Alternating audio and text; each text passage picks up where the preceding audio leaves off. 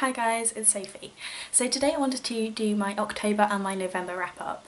I sort of started NaNoWriMoing immediately on sort of the midnight of October 31st, so I didn't get a chance to get this up for you.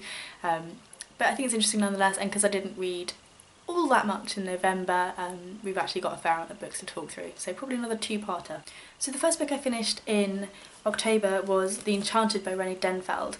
I'm pretty sure I've spoken about this book in my September wrap-up because I did finish it on October 1st.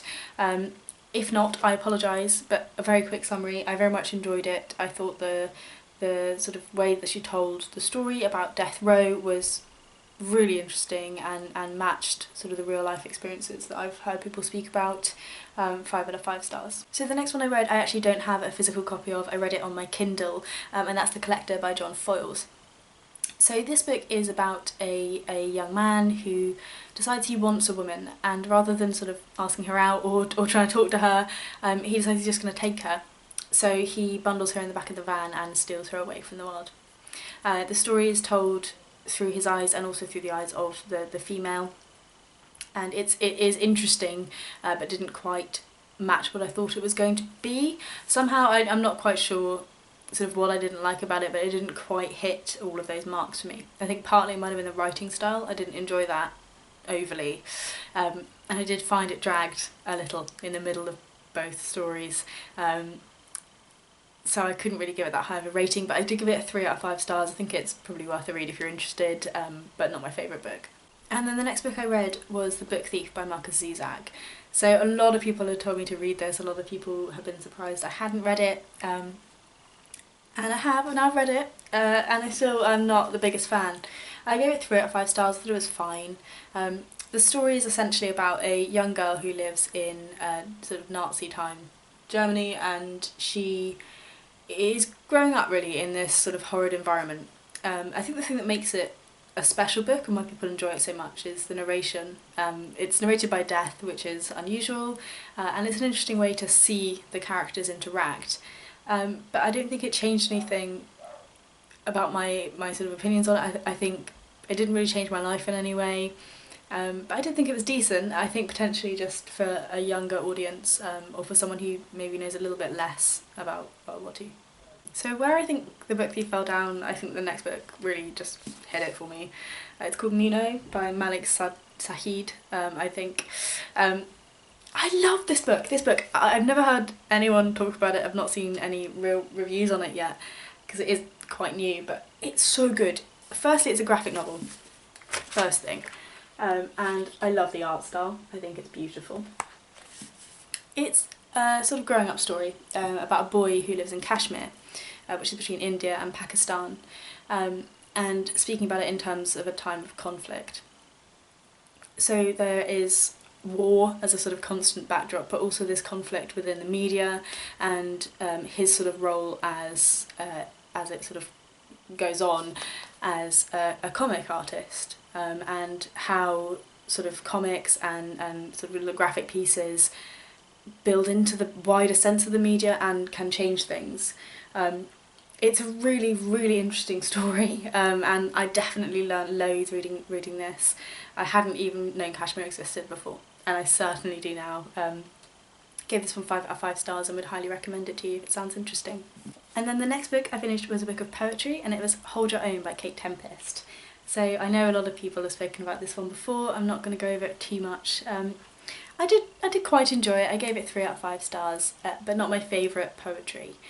I think that the sort of layout of them was interesting and the rhythm was interesting, but I just didn't quite connect with them, I don't think. They're quite mythical poems in a way. She's relating back to, God, which myth is it? Tiresias, I think, is how you say it, who's essentially a blind prophet who is both male and female throughout his and her life. It was an interesting sort of base for a poetry collection, but I did feel as though potentially she could have done more with what she had she ventured into a few other metaphors. I did find it a bit tricky that it felt as though the entire collection was based around one myth and one idea, and I wasn't the biggest fan of her style of poetry to start with. And then the next book I read was in my quest to get to all the Man Bookers, and it was A Spool of Both Thread by Anne Tyler. My mum read this book. My mum loved this book. She came over to see me and chatted for ages and sort of told me how wonderful she thought it was. I didn't like it. I gave it 2 out of 5 stars. This is a bit of a negative wrap up. I just didn't think it was Man Booker worthy. I don't know if I would have been nicer to it if it was just a novel I'd picked up without that sort of prestige to the award. But it just felt like a pretty standard novel to me. Perfectly readable, but I just didn't really get what was special about it. It sort of follows a family through 3 different generations, a little bit like Geoffrey Kennedy's Middlesex. And I didn't really get on with that one either, so potentially it's a style thing. Potentially I don't like sort of episodic, huge family journeys, and maybe I just won't. It's certain parts of it I liked. I quite liked the way she described things, but it just didn't really carry through for me. 2 out of 5 stars. If it's your kind of thing, then have a go, but I didn't really think it was anything special. And then the next book I read was non-fiction. It was essays, and it was Bad Feminist by Roxanne Gay. This book I annotated the absolute crap out of.